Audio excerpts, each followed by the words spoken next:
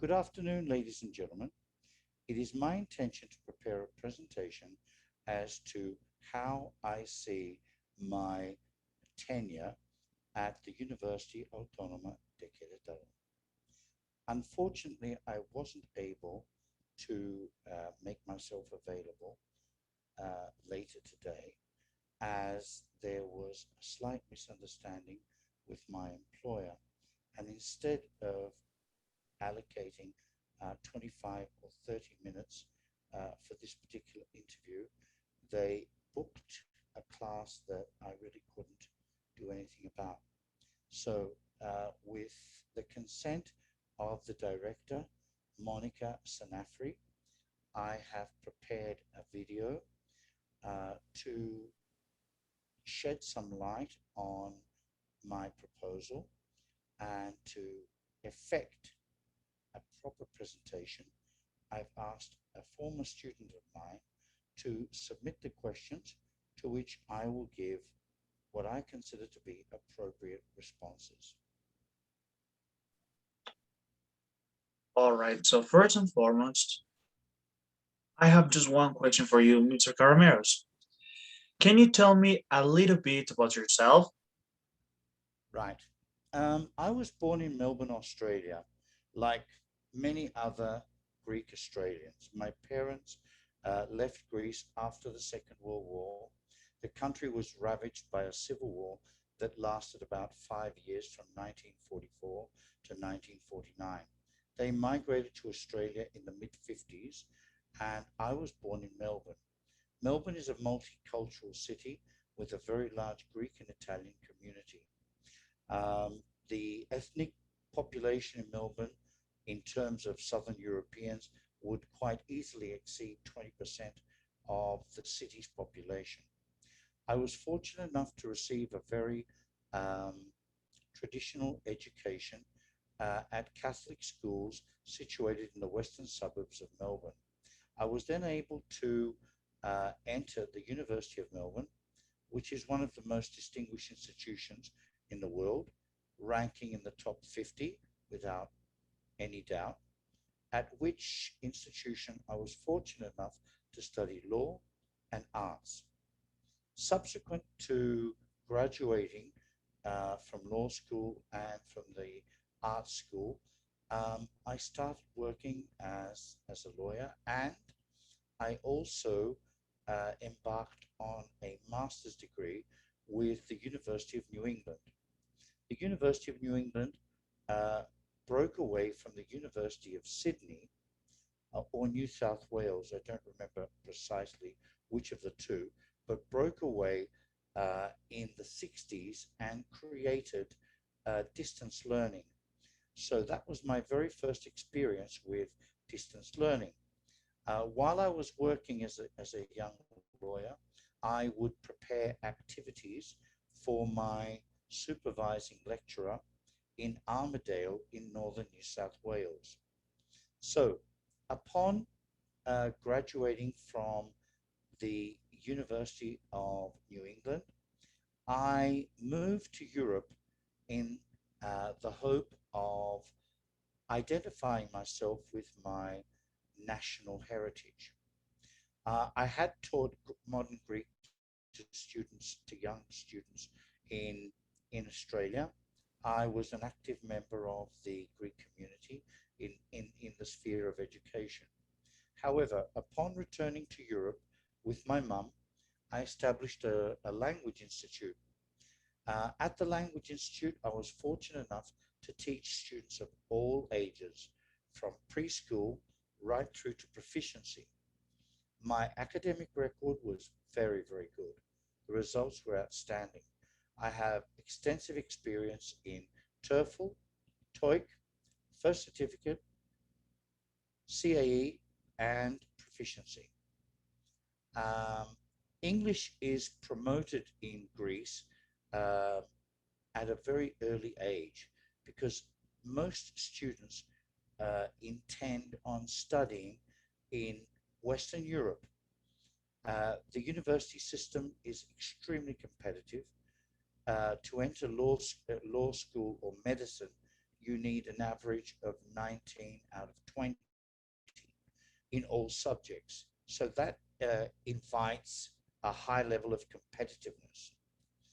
If a student is unable to enter a Greek university, English is a wonderful backdrop. Students are able to enter universities in Europe, universities that use English as the medium of communication. So rather than learning Hungarian, Polish, Czech, French, or some other language, they tend to use English as the medium of their instruction at tertiary institutions. I lived in Greece for a number of years and then moved to London. It was a lifelong ambition to live in London and experience this metropolis. I had a wonderful time in London, and at the age of 50, I decided to retire. Upon retirement, I moved to Colombia. It was a lifelong ambition to move to South America.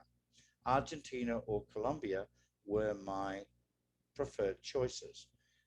Colombia, though, offered something that Argentina didn't, and that was it posed a challenge. The country is developing. The standard of English is somewhat lacking in terms of world standards. That that posed a real challenge, and I really wanted to make a positive contribution to teaching once I retired, because I always wanted to go back to teaching. It was a lifelong desire to make a real contribution to society. And it was with this intention in mind that I settled in Colombia. And since living in Colombia, I've been fortunate enough to teach preschoolers, primary school, secondary school, tertiary students, adults, and students wishing to take international exams for their certification and admission into uh, postgraduate programs in the United States. So, with all this in mind, I felt that my teaching needed a real boost. It needed a shot in the arm. So I embarked on two specializations with the Fundación Universitaria Ariandina.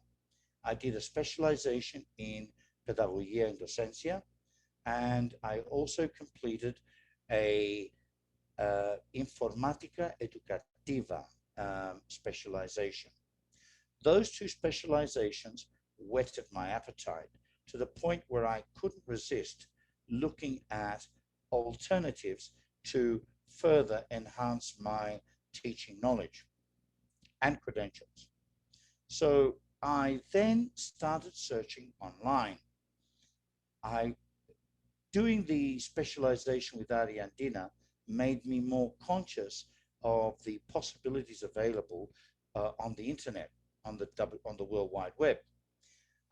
Searching, looking, delving made me more and more um, inspired to take that next step. So, upon discovering the Masters in the Science of Education offered by the University of Ithaca and the Masters in English for the purposes of teaching by the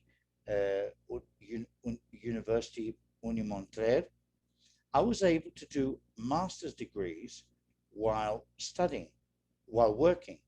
So their easy payment plans, coupled with the possibility of studying while working and paying at the same time, was an incentive that was something that I just couldn't refuse. So at present, I've completed I've completed the modules required by the University of Ithaca, and the University of Montreal um, has a further 9 modules. I've completed 14 of those modules at present, and my marks or grades are 9.71 in terms of if in terms of Unimontre. Ithaca was 8.91. The discrepancy is due to the fact that Ithaca is in Spanish, whereas the activities presented to Unimontre are in English. I pride myself in doing extensive research, uh, doing photocopying, underlining, reading, listening to tapes, looking at references, using Google Academia, and whatever source is available. ResearchGate is very, very useful. I find it a wonderful source for articles, and it gives me a global picture of what fellow academics are doing around the world. Now, why have I chosen to do a PhD? Well, I felt that this is the natural progression that I should pursue, having completed these most recent degrees and being in the position of being able to graduate from both master's degrees. I felt that doing a PhD would be the icing on the cake. Excellent. So now, number two. Why do you want to study at the Universidad Autónoma Querétaro? Uh, First and foremost, having done extensive research on Querétaro and other cities in Mexico, I found it to be a quaint, historic town that lends itself to academia. I think that the quiet, serene environment, blessed with 16th and 17th century architecture, makes it an ideal place to develop one's research and investigation. The cost of living is more accessible than what other cities such as Mexico City, Guadalajara, and Monterrey would afford a student. So, in terms of environment, cost of living, and the fine reputation of the university as well, make for an ideal combination. So I thought it was by far the best option available to me. Number three.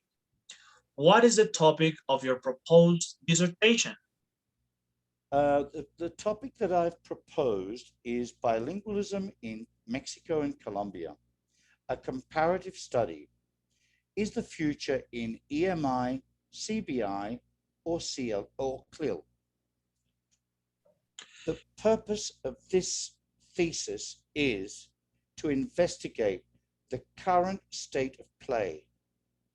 I want to investigate the level of English that prevails in both countries.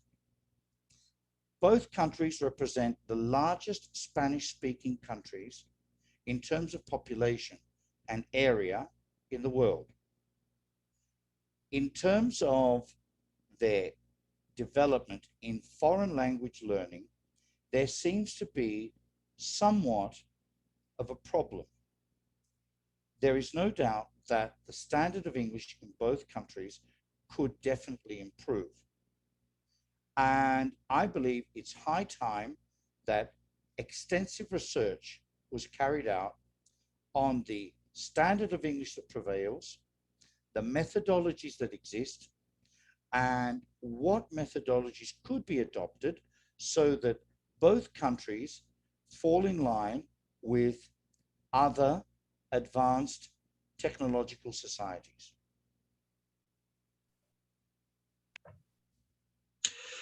Number four. Why have you chosen that topic? The truth of the matter is that I've been enchanted by the people of both countries. I've had the pleasure of teaching Colombians for 11 and a half years. And in the last 12 months, I've been in contact with people from Mexico through Berlitz's BVC. Most of the students that I've had are extremely talented. They have a genuine desire to improve themselves, to improve their societies, and to create a new tradition. There is a yearning in both countries for improvement. Uh, Students of all ages want to cast aside the ills of the past. And one way of approaching this theme in a positive manner is by fostering the teaching of English in a proper, professional, and global manner. Last but not least, Mr. Karameros, what do you hope to achieve with this thesis? First and foremost, nobody has ever attempted a thesis that does a comparative study of two large countries such as these. Secondly, I believe that by delving into the educational standards that exist in English, I would be able to invite, incite, and instigate further discussion, further investigation, and create a hive of activity. And no doubt, a hive of activity generates productivity, and productivity generates results. So it is my hope that by doing extensive research, I will lay the foundations for further research in this most delicate of topics. Thank you. Thank you very much, sir.